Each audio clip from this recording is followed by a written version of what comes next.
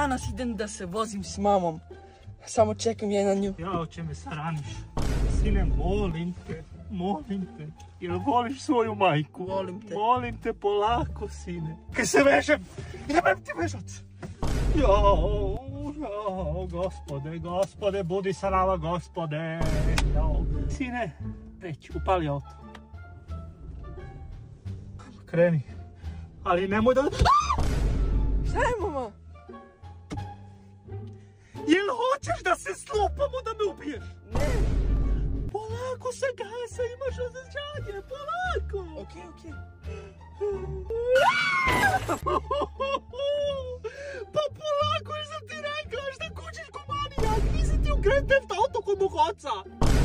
Jao, boli me leđa, me boli. Nikada više neću da se vozim sa tobom stokiranom stoko.